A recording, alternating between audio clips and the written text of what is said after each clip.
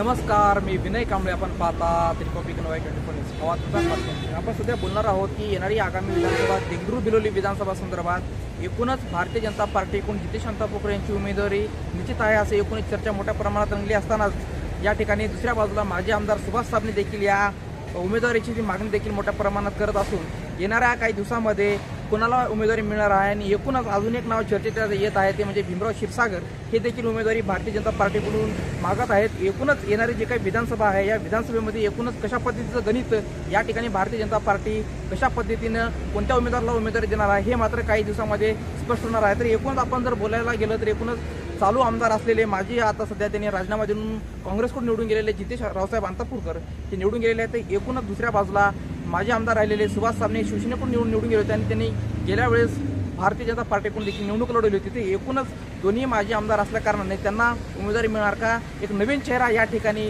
भीमराव क्षीरसागर एक बोस समाजाचा उमेदवार म्हणून त्यांना उमेदवारी मिळणार का? एकूणच गेल्या लोकसभेमध्ये असेल किंवा विधानसभेमध्ये असेल तर भारतीय जनता पार्टीकडून बोस समाजाला उमेदवारी जर मिळाली तर एकूणच भारतीय जनता पार्टीला नांदेड जिल्ह्यामध्ये मोठ्या प्रमाणात बौद्धांची मते मिळणार आहेत का? हे एकूणच त्याचं गणित लावलं जात आहे. आणि एकूणच जर बघायला गेलं तर भारतीय जनता पार्टीला एकूणच संविधान बदलणार आहे एकूण एक असा नेरेटिव्ह पसरला होता म्हणून एकूणच देवेंद्र फडणवीस अनेकदा त्यांनी बोलून दाखवलेलं आहे माध्यमासमोर. आणि एकूणच येणाऱ्या काळामध्ये देखील याचं पुन्हा एकदा पुनरावृत्ती होणार नाही म्हणून त्यांनी बौद्ध उमेदवार देगलूर बिलोली विधानसभेमध्ये येणार आहेत का? त्यामुळे भीमराव क्षीरसागर यांना उमेदवारी मिळणार आहे का? हे एकूणच गणित लावलं जात आहे. तर लोकांमध्ये एक मोठ्या प्रमाणात चर्चा आहे की सध्या चालू आमदार जे आता त्यांनी माजी आमदार झाले देगलूर बिलोली विधानसभेचे जितेश रावसाहेब अंतापूरकर हे अशोकराव चव्हाण यांचे जे माजी मुख्यमंत्री अशोकराव चव्हाण यांचे कट्टर समर्थक असल्या कारणाने त्यांना उमेदवारी मिळणार आहे. आणि त्यांनी ऐन निवडणुकीच्या तोंडावरती त्यांनी भाजपामध्ये प्रवेश केल्यामुळे त्यांचे जे काही मानणारा वर्ग आहे त्यांचे जे काही समर्थक आहेत ते मोठ्या प्रमाणामध्ये काँग्रेसमधले